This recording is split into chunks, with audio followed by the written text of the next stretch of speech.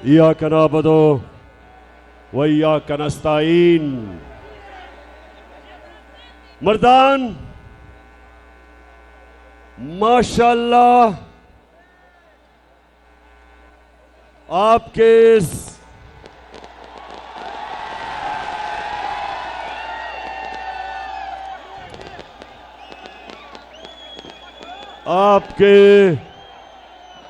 इस जज्बे और जुनून का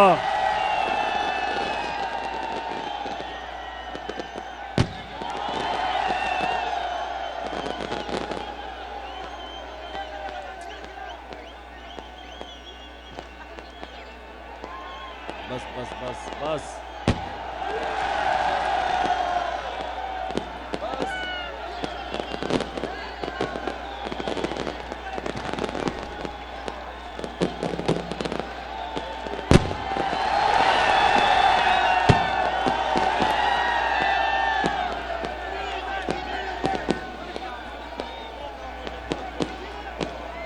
शुक्रिया शुक्रिया।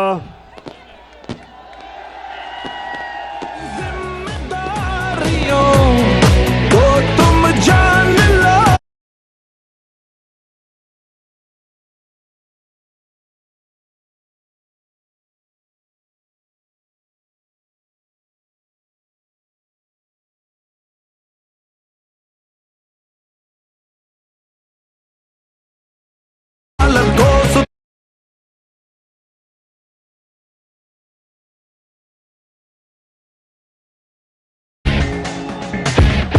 तब्दीली आ नहीं रही, तब्दीली आ गई है।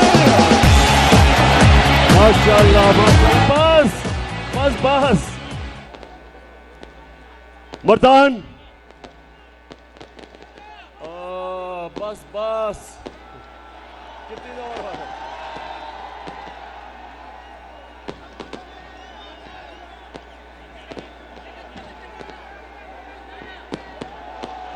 तेरा पाकिस्तान है।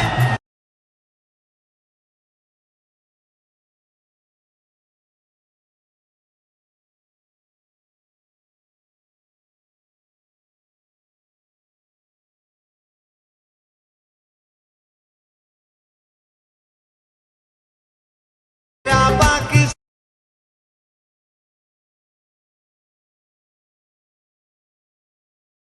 मेरा पाकिस्तान।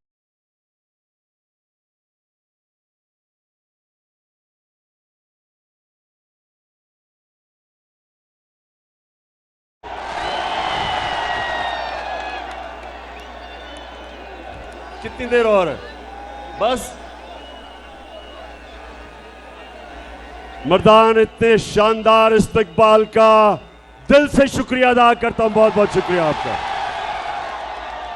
अच्छा मर्दान, मेरा आपके पास मकसद, यहां मेरा मकसद आने का एक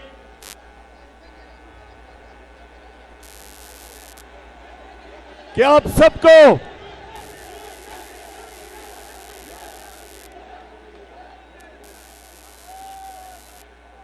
मेरा मकसद आज मर्दान आने का एक, मैं आप सबको तैयार कर रहा हूं कि आप जब मैं कॉल दूंगा, आपने मेरे साथ इस्लामाबाद में आना है। जरा हाथ खड़ा करके बताएं आप तैयार हैं? मर्दान, आपको इस्लामाबाद मैं सियासत के लिए नहीं बुला रहा, मैं एक इनकलाब के लिए बुला रहा हूं। मैं आपको इस्लामाबाद, पाकिस्तान को हकीकी आजादी देने के लिए आप सबको मेरे साथ शिरकत करने के लिए इस जद्दोजहद में आज इसलिए मैं आपके पास आया हूं। और मर्दान, नौजवानों में खास तौर पे आपको आज बुलाने आया हूं। और नौजवान कौन है? जो भी मेरी उम्र से कम उम्र का वो नौजवान है। यानी कि जो भी 70 साल की उम्र से कम है वो नौजवान है।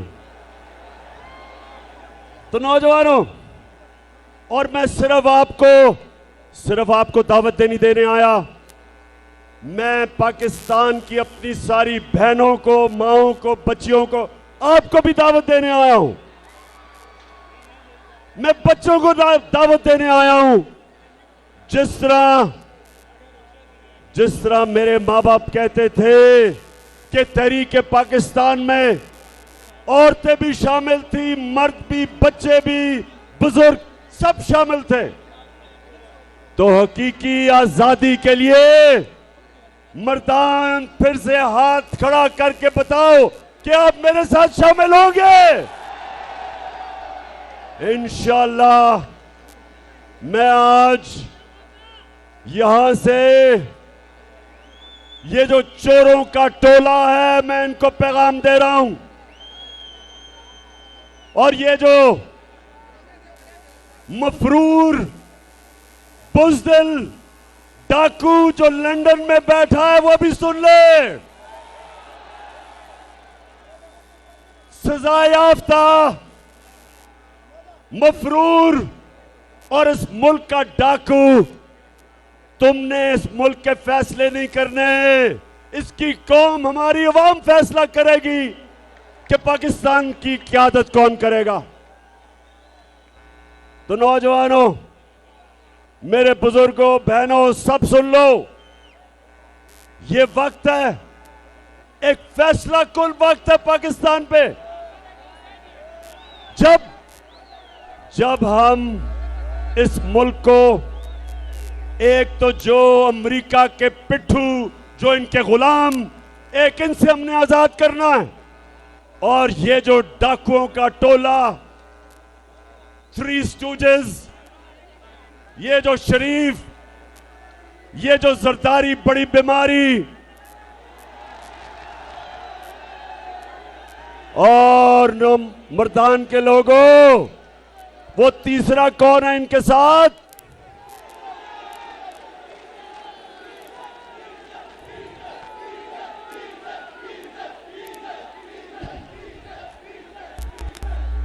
डीजल जिसने आते साथ ही, डीजल ने आते साथ ही वो वजारत पकड़ी है जिसमें सबसे ज्यादा पैसा बनेगा।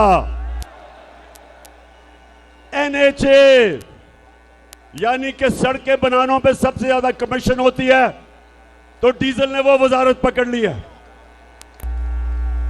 और मेरे मर्दान के नौजवानों, मेरे बुजुर्गों, बच्चों और मेरी बहनों, ये सुन लें आप मेरी बात। हमने इन सारों को आज पैगाम, सबको यहां खड़े होकर इनको पैगाम दे दिया कि अगर आपने इलेक्शन की डेट हमें ना दी तो जो समुंदर आ रहा है इस्लामाबाद, ये सबको बहा के ले जाएगा। सारा पाकिस्तान आज तैयार है, मुल्क तैयार है। मुल्क की तौहीन की गई, हमारी कौम को जलील किया गया। अमेरिका में एक छोटा सा सरकारी नौकर हमारे एम्बेसडर को कहता है, डोनाल्ड लू हमारे एम्बेसडर को कहता है कि इमरान खान को अगर तुमने वजारत उज़्मा से ना हटाया तो पाकिस्तान को अमेरिका बहुत नुकसान पहुंचाएगा। और फिर कहता कि अगर तुमने अदम इत्मीनान कामयाब कर दी इसके खिलाफ और ये boot polisher cherry blossom Shahbaz Sharif को बिठा दिया, तो कहता पाकिस्तान को माफ कर दिया जाएगा,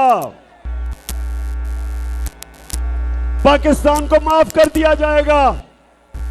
मैं इससे पूछता हूं, तुम हो कौन पाकिस्तान को माफ करने वाले?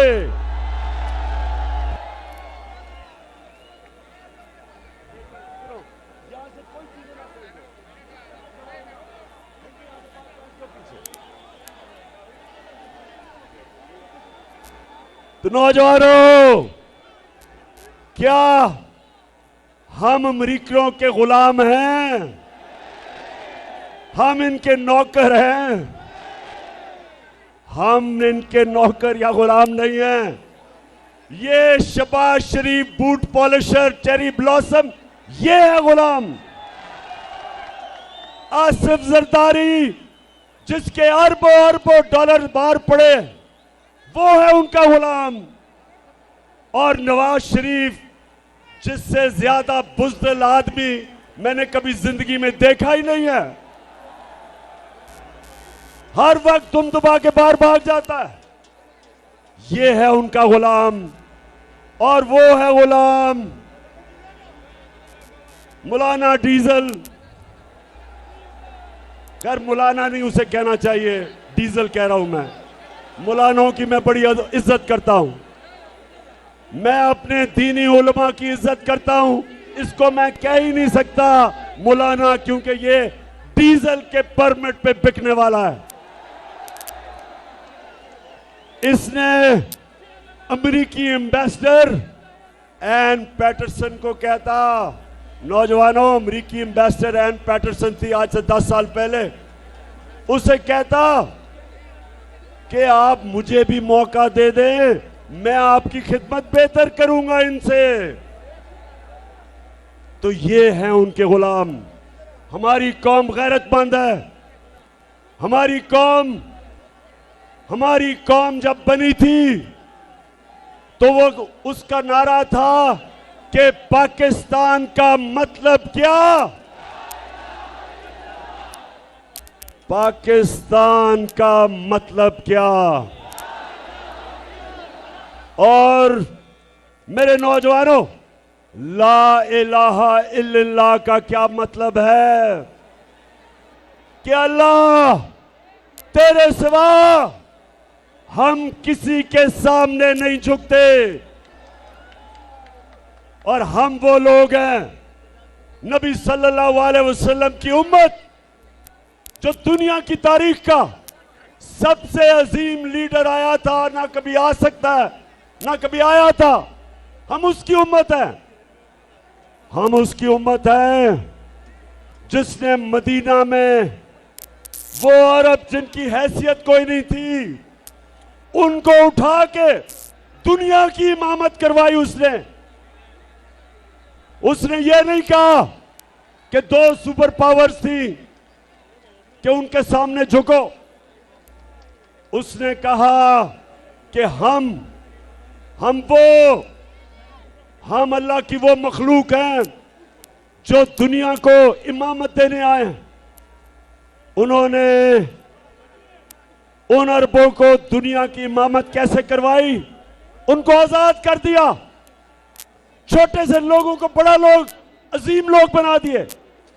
ला इलाहा इल्लल्लाह ने उनकी जंजीरें तोड़ दी। और सबसे बड़ी जंजीर, नौजवानों, सबसे बड़ी जंजीर होती है जो इंसान को ऊपर परवाज नहीं करने देती, वो है खौफ की जंजीर। खौफ की जंजीर। अल्लाह कुरान में कहता है, जो लोग ईमान ले आए मैं उनके खौफ दूर कर देता हूं। कोई भी इंसान बड़ा इंसान नहीं बन सकता जब तक वो अपने खौफ के ऊपर काबू नहीं पाता। कोई जनरल बड़ा जनरल नहीं बन सकता जब तक वो मौत का डर खत्म नहीं करता। कोई बिजनेसमैन बड़ा बिजनेसमैन नहीं बन सकता जब तक उसको नुकसान से खौफ खत्म ना हो। एक क्रिकेटर, एक बैट्समैन अच्छा बैट्समैन नहीं बन सकता जब तक वो तेज बॉलर से अपना खौफ नहीं दूर करता। तब तक वो बड़ा बैट्समैन नहीं बन सकता। बॉलर बड़ा बॉलर नहीं बन सकता जिसको जब मार पड़ती है तो वो जब डर जाता है। मेरे पाकिस्तानियों, वो कौम बड़ी कौम नहीं बन सकती जब तक वो अपनी खौफ की जंजीरें नहीं तोड़ती। तो मैं जब आपको बुलाऊंगा इस्लामाबाद, अपनी खौफ की जंजीरें तोड़ के आना मेरे साथ। जिंदगी मौत अल्लाह के हाथ में। मुझे कहते इमरान खान अपनी जान की हिफाजत करना आपको बड़ा खतरा है, बैरूनी भी खतरा है, अंदरूनी भी। ये सारे माफियाज, इनसे खतरा है। मेरा ईमान उसके ऊपर है जिसने वाज़े तौर पे कुरान में लिखा हुआ है कि जब तुम्हारा वक्त आ जाए, ना 1 मिनट आगे होता है ना 1 मिनट पीछे होता है। मुसलमान ना वो मौत से डरता है, ना वो डरता है कि कोई आदमी उसको जलील कर देगा। इन्होंने मीडिया के ऊपर कितनी कैंपेन चलाई मेरे खिलाफ, कितना इन्होंने मुझे जलील करने की कोशिश की, मेरी किरदार कुशी की। लेकिन आज आप देखें, इज्जत देने वाला अल्लाह है। किस तरह तादाद में आप आए हैं, मेरी इज्जत अफजाई कर रहे हैं। कोई इंसान आपको जलील नहीं कर सकता, ना ही कोई इंसान आपको इज्जत दे सकता है। और फिर मैं आज अपने सारे सरकारी नौकरों से बात कर रहा हूं, पुलिस वालों से बात कर रहा हूं, अपने फौजियों से बात कर रहा हूं, जो भी तनख्वाहदार है उससे बात कर रहा हूं। याद रखें, रिस्क अल्लाह के हाथ में है, मेहनत आपके हाथ में है, लेकिन कितना अल्लाह ने आपको रिस्क देनी है वो उसके हाथ में है। क्यों अल्लाह ने रिस्क अपने हाथ में रखी, जिंदगी अपने हाथ में रखी, इज्जत अपने हाथ में इसलिए रखी कि वो इंसानों को आजाद करना चाहता था। दिल में हो नीयत साफ, वो हो इंसाफ कहे।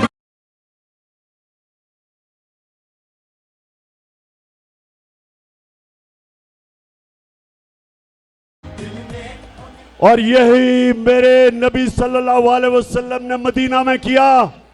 उसने इंसानों को आजाद कर दिया। वो जो इंसान जिनकी हैसियत नहीं थी, दुनिया की उन्होंने इमामत की। मौलाना रूमी कहता है, नौजवानों ये मैं आपके लिए कह रहा हूं, मौलाना रूमी कहता है कि जब अल्लाह ने आपको पर दिए, जब अल्लाह ने आपको पर दिए उड़ने के लिए, तो क्यों जमीन पे चूंटियों की तरह रेंग रहे हो? हमें अल्लाह ने पर दिए हैं। हमारे नबी सल्लल्लाहु अलैहि वसल्लम ने मदीना के लोगों को पर दे दिए, उनकी परवाज ऊपर कर दी, अजीम लोग बना दिए, खौफ खत्म कर दिए, बड़ी सोच दे दी, आजाद कर दिया। क्योंकि कभी नौजवानों, कभी गुलाम बड़े काम नहीं कर सकता, सिर्फ आजाद आदमी बड़े काम करता है। ये जो हमारे ऊपर गुलाम बिठाए हैं, ये जो हमारे ऊपर अमेरिका के गुलाम बिठाए हैं, ये कभी इस कौम को अजीम कौम नहीं बनने देंगे। अल्लाहू अल्लाह।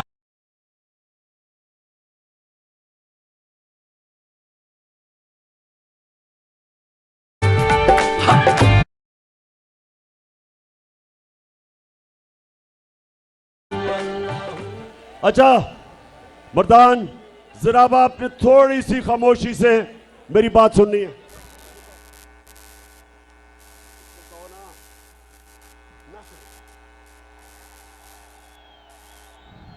मेरी आपने गौर से बात सुननी है। जब हमें हुकूमत मिली, नौजवानों सुने आराम से, जब हमें हुकूमत मिली, ये चोर 10 साल हुकूमत कर चुके थे, पाकिस्तान का दिवालिया निकल गया था, हमें सबसे बड़ा बैरूनी मुल्क का खसारा मिला, 20 अरब डॉलर का। इदारे इन्होंने तबाह कर दिए, करप्शन में मुल्क डुबा दिया, खुद ये अमीर हो गए, मुल्क गरीब हो गया। 2018 में वो पाकिस्तान हमें मिला। हमारे पास पैसे नहीं थे, जो हमने कर्जों की किस्तें, इनके लिए हुए कर्जों की किस्तें देनी थी, हमारे पास पैसा नहीं था। मैंने अपने दोस्त ममालिक उनके पास गया, सऊदी अरेबिया से पैसे मांगे, यूएई से पैसे मांगे, चाइना से पैसे मांगे, तो हमने अपने मुल्क को दिवालिया होने से बचाया। और मैं आज आप सबको कहना चाहता हूं कि मेरे लिए जो सबसे शर्मिंदगी का वक्त वो ये था कि मुझे जाके दूसरे मुल्कों से कर्जे मांगने पड़े, क्योंकि इन्होंने मुल्क का दिवालिया निकाल दिया था। नौजवानों, ये याद रखें, कभी भी जब आप किसी के सामने हाथ फैलाते हैं, आप अपनी इज्जत खो बैठते हैं। तो जब मुल्क दूसरे मुल्कों से इमदाद और कर्जे लेता है, उसकी इज्जत नहीं रहती। और इनकी वजह से हमारे मुल्क के ऊपर कर्जे चढ़े, इन्होंने दिवालिया निकाला, इदारे तबाह किए। वो हमें पाकिस्तान मिला था 2018 को, और मेहनत से हमने मुल्क को खड़ा किया। हमने बाहर से अपने मुल्क की मदद करके, बाहर से जो पैसे लिए, अपने मुल्क को खड़ा किया। कोरोना आ गया, हमने कोरोना से सबसे बेहतरीन तरीके से अपने लोगों को बचाया, अपनी माइशत को बचाया, अपने गरीबों को बचाया। हमारे यहाँ 31,000 लोग कोरोना में मरे, हिंदुस्तान में 50 लाख से ज्यादा लोग कोरोना में मरे। मजबूर भी हम इसके, बहतान भी हम इसके।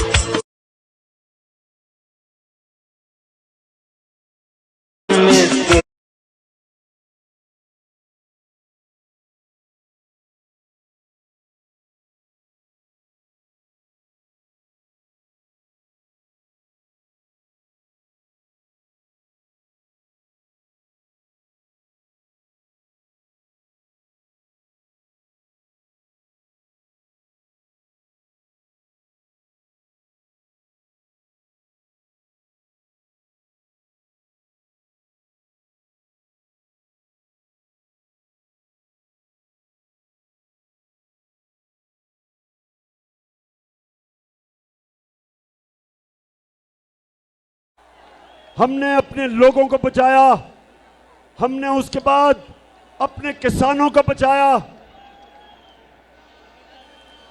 अपने किसानों को बचाया। हमने अपने किसानों को सबसे ज्यादा उनको उनकी पैदावार के पैसे दिलवाए। हमारी फसलें रिकॉर्ड हुई, किसानों के पास पैसा आया। हमने रोजगार सारे बर्रे सगीर में, वर्ल्ड बैंक कहता है कि जिस मुल्क में सबसे ज्यादा रोजगार लोगों को मिला वो पाकिस्तान था। और उस वक्त जबकि हमारा मुल्क उठ रहा था, हमारी इंडस्ट्री 10.2% पे हमारी इंडस्ट्री बढ़ रही थी, दौलत में इजाफा हो रहा था। 5.6% पे हमारी दौलत बढ़ रही थी।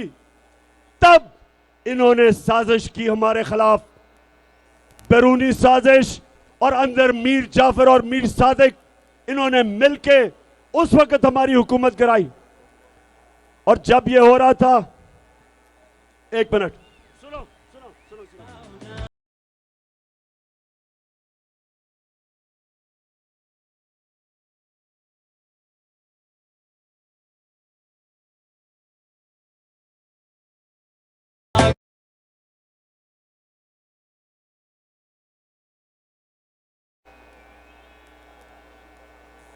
जब मुझे पता चला साजिश का, तो मैंने उन लोगों के पास गया जिनके पास जो साजिश रोक सकते थे, और मैंने उनको बताया कि जिधर आज हमारी माइशत खड़ी है, अगर ये साजिश कामयाब हुई तो ये हमारी माइशत सीधी तरह नीचे जाएगी, तबाही की तरफ हम जाएंगे। मैंने शौकत तरीन को, फाइनेंस मिनिस्टर को भेजा। मैंने कहा बताओ उन लोगों को जो न्यूट्रल अपने आप को कहते हैं कि अगर आज आपने ये साजिश कामयाब होने दी तो ये मुल्क की माइशत तबाही की तरफ जाएगी। उसने भी बताया, लेकिन मुझे अफसोस से कहना पड़ता है कि ये नहीं रोका गया। और आज जरा हालात देखें, रुपया जाने लगा है ₹200 का डॉलर बनने लगा है, स्टॉक मार्केट नीचे, हर चीज महंगी। और मैं अपने मीडिया के लोगों से पूछता हूं, क्यों नहीं आप लोगों के पास माइक लेके जाते और पूछते कि जी टमाटर ₹5 महंगे या प्याज जो हमारे जमाने में करते थे। पूछे लोगों से आज महंगाई कितनी है। और मुझे पता है किन किन मीडिया हाउसेस पे पैसा चल रहा था जब इन्होंने पूरी कैंपेन चलाई हमारे खिलाफ।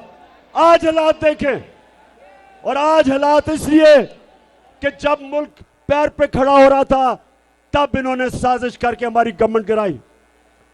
तो मैं आज 1 मिनट, आप तुमने है जज्बा जुनून तो हिम्मत न हार।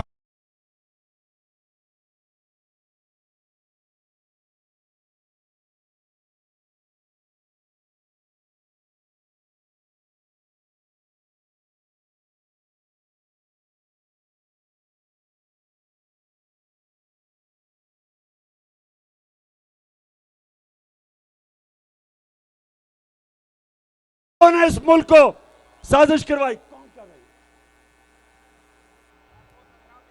मैं सुप्रीम कोर्ट के चीफ जस्टिस से कहना चाहता हूं कि प्रेसिडेंट साहब ने जो आपको खत लिखा है, एक कमीशन बैठाएं और पूछें कि हमारे मुल्क से किसने यह गद्दारी की है, और पूरी तरह ओपन कोर्ट में हेयरिंग करवाएं ताकि सारी कौम को पता चले कि ये मीर जाफर और मीर सादिक जिन्होंने किन के साथ मिलके आज इस मुल्क को यहां खड़ा किया।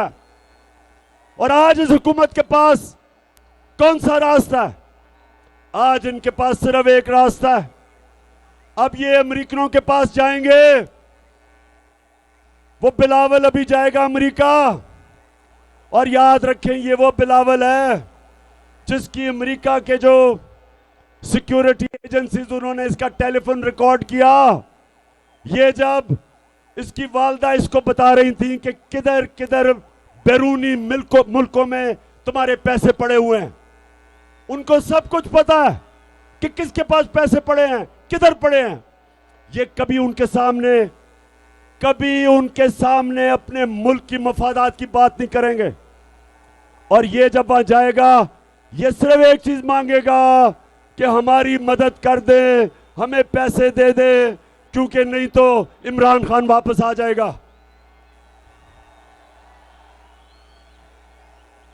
अब अगर अमेरिकनों को मैं बहुत अच्छी तरह जानता हूं, अमेरिकन एक चीज कहते हैं, there is no free lunch, यानी कि मतलब ये कि जो भी हम तुम्हारी इमदाद करेंगे उसकी एक कीमत होगी।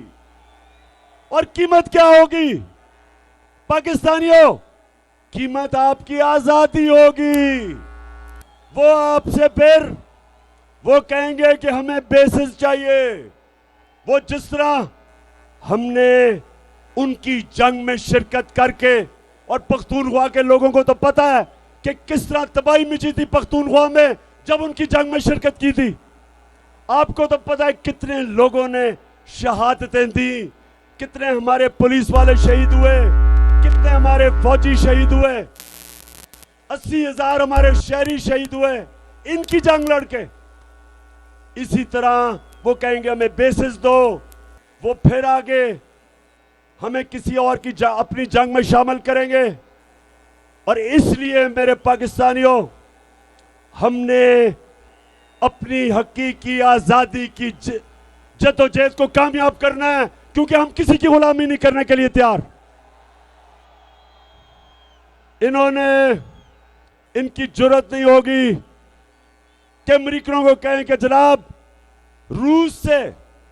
हमें रूस से 30% कम कीमत पे तेल मिल रहा था, यानी कि हम पेट्रोल और फजल रहमान को 30% कम आपको बेच सकते थे, और 30% कम हमें गंदम मिल रही थी अमेरिकनों से, रूसियों से।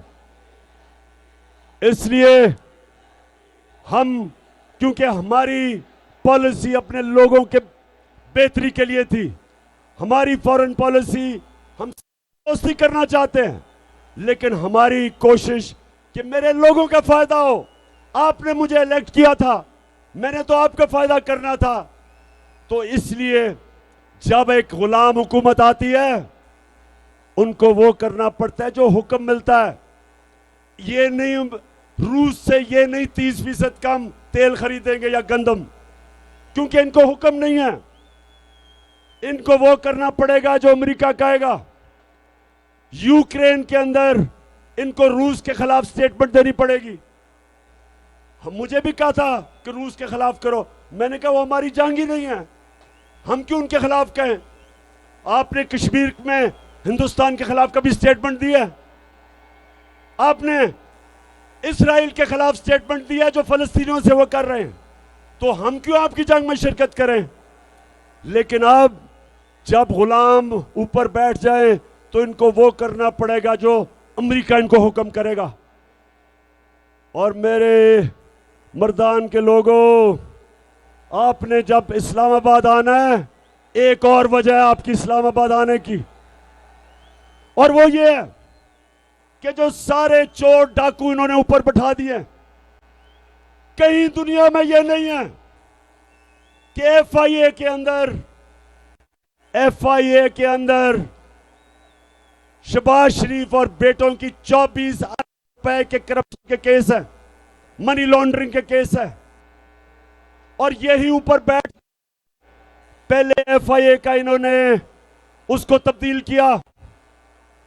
जब इन्होंने उसका ऑफिसर तब्दील किया एफआईए का, उसको इन्होंने रिजवान, डॉक्टर रिजवान, सब याद रखने नाम डॉक्टर का, एक बड़ा दिलेर और काबिल एफआईए का ऑफिसर था।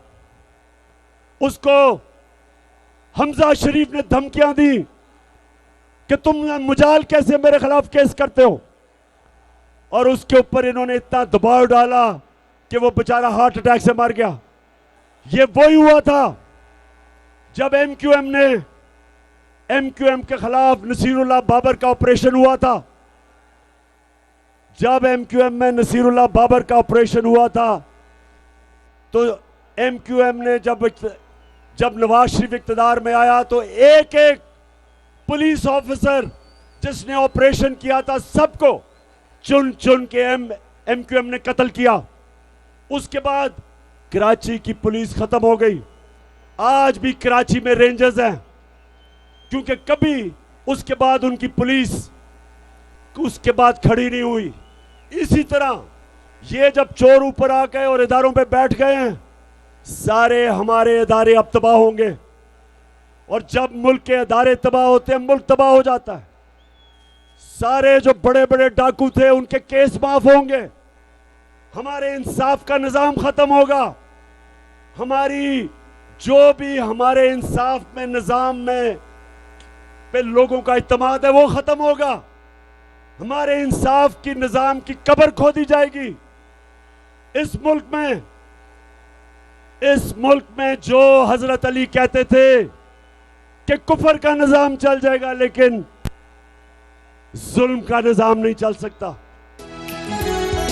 इस ज़मीन की मिट्टी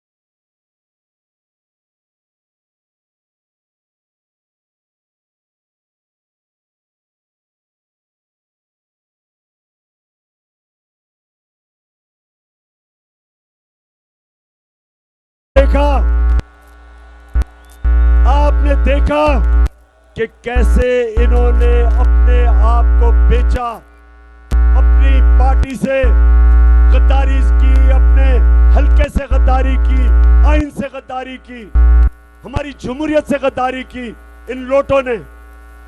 लेकिन इलेक्शन कमीशन को सारी पाकिस्तान को पता है कि लोटे कौन है। आपको पता है लोटे कौन है? बताएं, मर्दान बताओ, आपने लोटे देखे हैं? आपने सारे पाकिस्तान में सारा वतन साथियों मुजाहिदों जाग उठा है सारा वतन साथियों।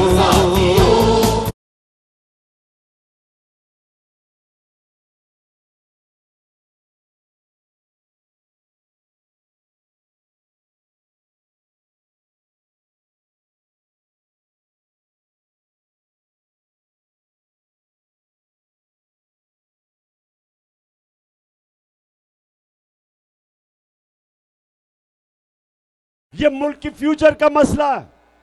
ये हमारे नौजवानों के सामने जब अपने वोट बेचते हैं, जब अपने जमीर बेचते हैं, तो ये हमारे मुल्क की खलाकियात तबाह करते हैं। और इलेक्शन कमिश्नर, सारी कौम आपकी तरफ देख रही है। और अगर आपने इन लोटों को बचाया तो याद रखें, ये कौम आपके इर्द गिर्द भी निकलेगी, आपको भी माफ नहीं करेगी। सबको पता है हमने किन किन ने मिलकर इस मुल्क से गद्दारी की। और आखिर में आखिरी बात करने जा रहा हूं, आखिरी बात। मर्दान फिर से मुझे ये बताओ कि 20 को और 20 के बाद जब मैं कॉल दूंगा तो हाथ खड़ा करके बताओ कि आप इस्लामाबाद पहुंचेंगे। मुझे ये मुखालिफ कहते हैं कि जी बड़ी गर्मी होगी, लोगों को गर्मी होगी, लोग नहीं पहुंचेंगे। अगर मुझे इमरान खान को, अगर 70 साल इमरान खान को गर्मी नहीं लगती तो मेरे नौजवानों को भी गर्मी नहीं लगेगी। रन का मैदान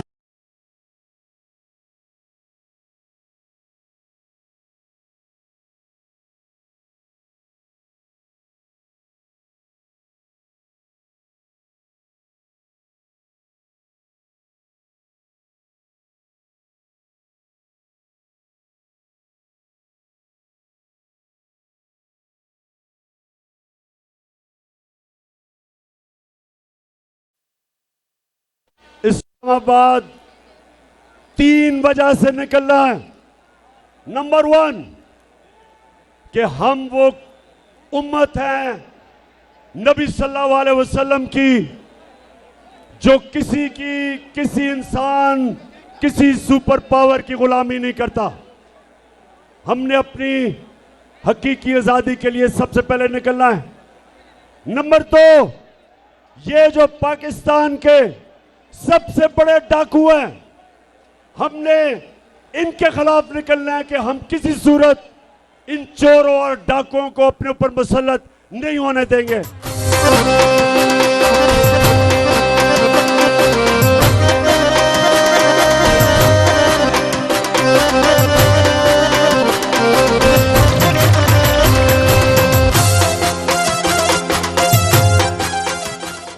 और नंबर 3, हमने इसलिए निकलना है कि हमने अपने मुल्क की अखलाकियात बचानी है।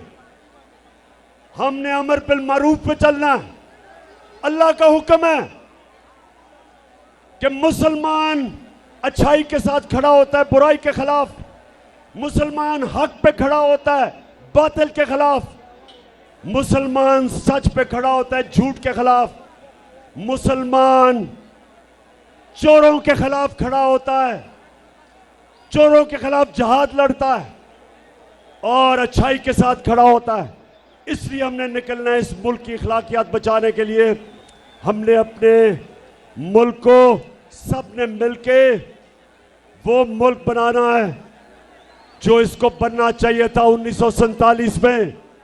हम वो पाकिस्तान चाहते हैं जो इलामा इकबाल की ख्वाब थी और कायदे आजम की जद्दोजहद थी। मर्दान के लोगों, नौजवानों और मेरी बहनों, इतने शानदार जलसे का आपको मुबारक भी देता हूं, आपका शुक्रिया अदा भी करता हूं। पाकिस्तान जिंदाबाद।